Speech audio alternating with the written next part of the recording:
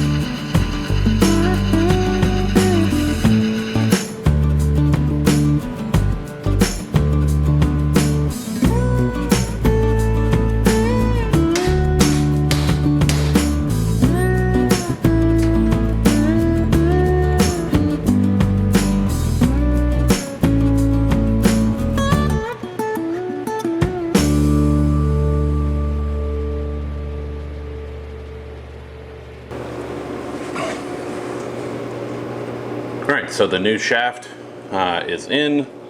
I will probably come back and Loctite all the bolts or the set screws that are in there after I finish everything else up. I may need to pull it back out while I'm working on the intake tube that needs to go in there now. I do have some leftovers from when I originally did this, and I think I should have enough here to make this work. This is just a turbo or intake cold air kit or something off of Amazon, and I actually haven't used up a whole lot of it. I think I'm actually going to start with this tube here and see if it's about where I need it to be. I may have to push this bend back just a little bit, but let's put it over there and get to see what happens.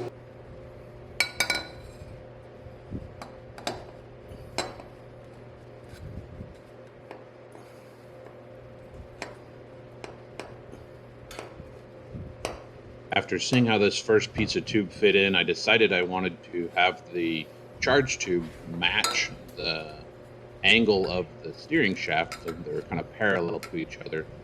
So I'm trying to figure out where I need to cut this first tube to have the next tube go ahead and match that angle. And it came up pretty good. I did have to cut it twice to get it to fit the way I wanted to.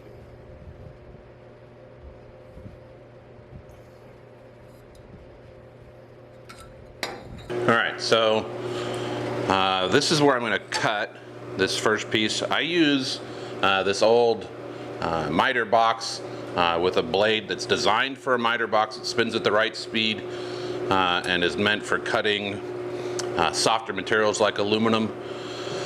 So it does a nice job. One thing that's important when you're doing cuts on mandrel bends like this is you want to try and make sure that your cut is across the bend. If I were to cut this bend here like that, the end of my tube would not be round. It would be like an oval shape, and my pieces wouldn't fit together. As it is, there's still a little bit of misshapenness when you're in the middle of a bend because the tube does deform a little bit. So you may have to, like if you, I don't know if you can see it, but this tube is not perfectly round on that end cut. So it doesn't quite line up, but it's close enough. You can actually squeeze the sides in a little bit and it'll actually close the tube up a lot closer, make it fit a little bit better.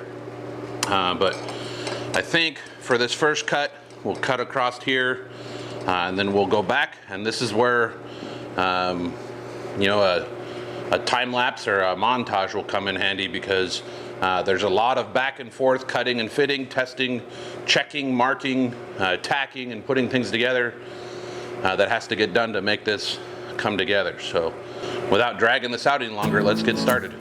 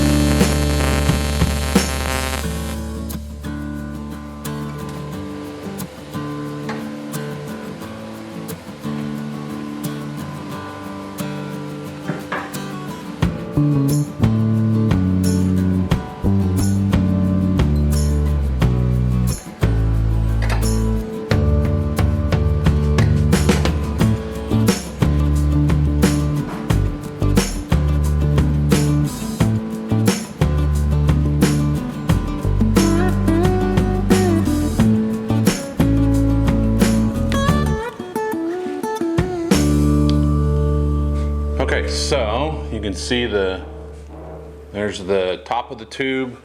I thought I might have to trim this off a little bit, but setting the elbow up here, it looks like it's going to be pretty okay, not too far in there. So I think I'm just going to leave it for now. But the bend comes down. You can see the mark there where I lined them up pretty close. And then comes in underneath my power steering reservoir. I might even just go back and angle that boot down just a little bit. But it looks like it's ready to be welded. Looks pretty good. Pretty happy with the fact that I only have 3 welds. 1, 2, 3 down there. It should make it come together a little bit nicer. Less risk of having to go back and fix any leaks. Alright, so one thing you might notice is that I keep, when I'm doing this, welding this aluminum tube, or pretty much any of the aluminum I like to weld on, I have a sheet of aluminum or a piece of scrap aluminum on the table. And that's because I find that if you have steel underneath it, particularly if you leave your ground connected to the table, a lot of times you'll get little arcs between the materials, and it can burn holes. It definitely leaves marks in the tubing, which is not something I really want. You're better off to clamp your ground directly to your material if you can. If not, you can clamp it down to the piece, and it prevents those arcs from burning holes in your tubing. This is like 16th wall, I believe, or 16 gauge aluminum tubing. I'm using a 1/16, I believe it's serrated tungsten. Come on, focus on that. With a number 7 cap, and this is a gas lens. I like the way the gas lens works on this for me. I do have an issue with, and I think it's this machine more than anything, is the high frequency at startup is a little crazy. So you kind of have to hammer it full foot pedal and then back out once you get your pedal started, which is not uncommon with TIG welding aluminum. I am using an 1/8 inch 4043 filler rod. We'll get this set up, get it cleaned really well before we start welding, and go ahead and start getting these welds welded up.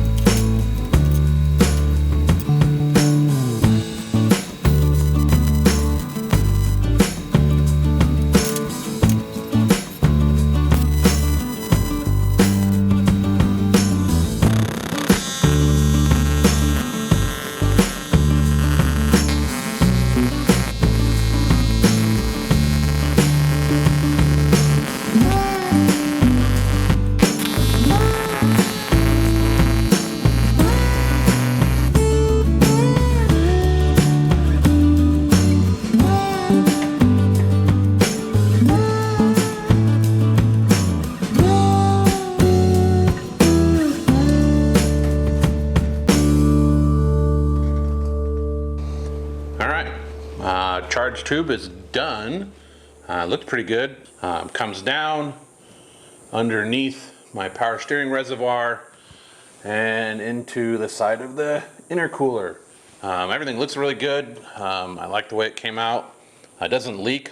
I took the time to go in and fill it with some water as a way to check for any leaks that might happen in there. Let it sit for a few minutes. Didn't find any leaks. So hopefully this will be the last time I have to pull this thing out. Should be. This is kind of rounding up some of the fab work, or the fab work that's left to be done to get this thing on the road. Anyway, we'll end this video off here. You guys, thank you so much for tuning in. I appreciate you guys checking this out. If you're liking this content, please feel free to share it, like it, subscribe if you haven't done already. We will see you guys in the next episode of Fabrication 101. In the meantime, do me a favor, do yourself a favor, and go build something.